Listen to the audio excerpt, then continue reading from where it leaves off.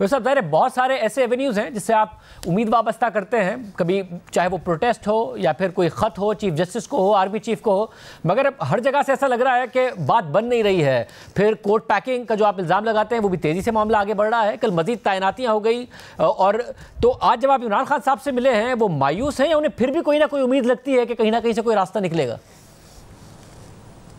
देखिए सर, शाहज़ैब इमरान खान मायूस होने वाले लोगों में से नहीं हैं। उनकी शख्सियत जो है वो हमेशा मुकाबले के लिए तैयार रहते हैं और मुकाबला करते हैं, आखिरी बॉल तक लड़ते हैं। इमरान खान साहब जो हैं वो बिल्कुल इनोवेशन करते हैं और अपनी एक लीडर की तरह उनके पास काफ़ी सारी चीज़ें ऐसी होती हैं जो हिकमत अमली अपनाई जाती है। हम कतई तौर पे मायूस नहीं हैं। हमने एक स्टांस है, हमारा एक हकीकी आज़ादी का उनका एक नज़रिया है जिसके ऊपर जो है पूरी पाकिस्तानी कौम ने 8 फरवरी 2024 को उनको वोट दिया, उनको इलेक्शन जेल में होने के बावजूद लैंडस्लाइड विक्ट्री से जिताया, जिसके बाद फॉर्म 47 का इलेक्शन फ्रॉड किया गया और 8 फरवरी 2025 को भी लोगों ने साबित किया कि वो इमरान खान के साथ हैं। इमरान खान साहब के जो लेटर लिखे जाते हैं वो बतौर एक कौमी रहनुमा जो पाकिस्तान को दरपेश चैलेंजेस हैं उन हक़ाइक़ की तरफ जो है वो इशारा है, और उन पॉलिसीज़ को जिनके ऊपर नज़रसानी करने की ज़रूरत है वो उन हल्कों को और अवाम के सामने जो है ये चीज़ रखी जाती है। इमरान खान साहब ने दो खुले खत और इमरान खान साहब ने 2 खुले खत आर्मी चीफ को लिखे, तीसरे की बात करी थी अलीमा खान साहब। अब दोनों उन्होंने तो कहा कि जी इंटरेस्ट नहीं है हमें। चीफ जस्टिस को लिखा, चीफ जस्टिस ने कहा कि अगर ये मामला है तो आर्टिकल 184(3) से मुतालिक है, मैंने इमरान खान का खत जजिस की आईनी कमेटी को भिजवा दिया है, वो तय करेंगे। तो यहाँ से भी आपको लगता है कुछ निकल पाएगा? उन्हें चीफ जस्टिस से उम्मीद थी, चीफ जस्टिस ने आईनी कमेटी को भिजवा दिया, उस आईनी कमेटी से कोई उम्मीद है आपको? देखिए, आईनी कमेटी या आईनी बेंच क्या करता है क्या नहीं करता ये तो वक्त बताएगा, लेकिन एक बार जो यूएसबी में एविडेंस है उसका भी चीफ जस्टिस ने कहा है कि वहाँ पे बहुत संजीदा जो है वो हमें मवाद मिला है और ये लेटर जो है उसको उन्होंने कंसीडर करते हुए उस पर एक्शन लिया है और एक्शन लेके जुडिशल कमीशन कमेटी को भेजा है जो आईनी बेंच की कमेटी है नए आर्टिकल 26 के तहत। अब उसको आइन के तहत सुप्रीम कोर्ट ही बुनियादी शहरी हकूक़ की मुहाफ़िज़ है। लोगों के शहरियों के जान माल इज़्ज़त आबरू की हिफाजत जो है वो सुपीरियर कोर्ट्स का बुनियादी काम है। अगर ये अनफॉर्चुनेट बात है कि जो अदालतें हैं पिछले कुछ अरसे से अपने जब से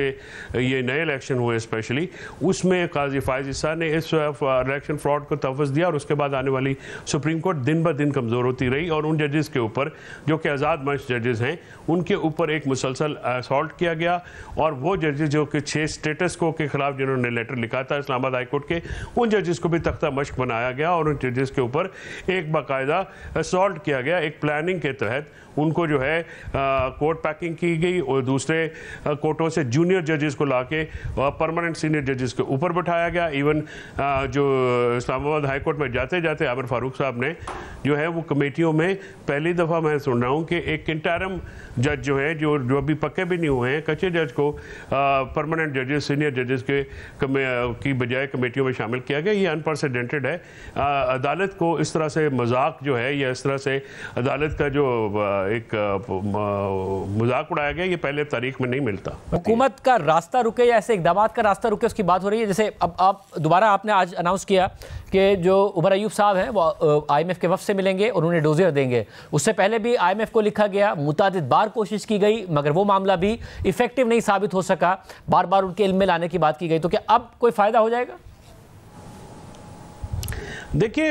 शाहज़ैब, हमारा जो कोर इशू है वो 3 इश्यूज़ हैं जिसमें डेमोक्रेसी का रिवाइवल है, रूल ऑफ लॉ को इस्टेब्लिश करना है और ह्यूमन राइट वायलेशन को रोकना है और इसके साथ साथ आज़ाद मीडिया और आज़ाद जो इंटरनेट है ये हमारा जो है आज़ाद अदलिया जो है ये हमारा मतमा नज़र है। जो ह्यूमन राइट वायलेशन है वो यूनिवर्सल इशू है, वो किसी तौर पर भी किसी मुल्क या किसी एक इलाके तक महदूद नहीं रहता।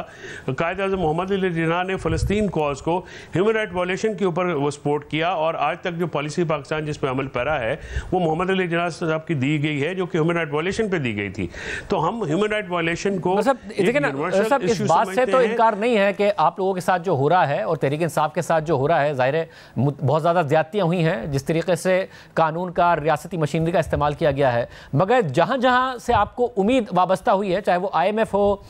मुख्तलिफ इदारों को ख़त लिखना हो, अमेरिका में इंतज़ामिया का तब्दील हो जाना हो, ट्रंप का आना हो, वहाँ से क्या ना उम्मीदी हो रही है या आपको लगता है कुछ ना कुछ होगा आगे आके?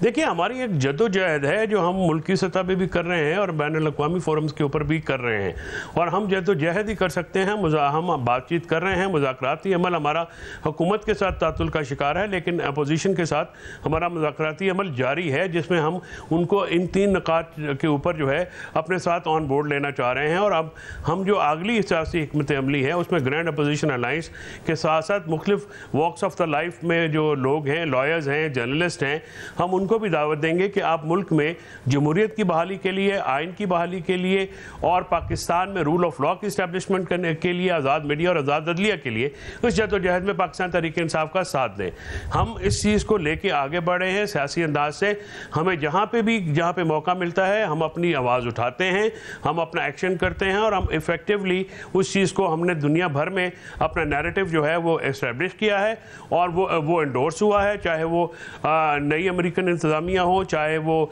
यूरोपियन यूनियन हो, चाहे वो ह्यूमन राइट के जो फोरम्स हैं वो हों, और पाकिस्तान में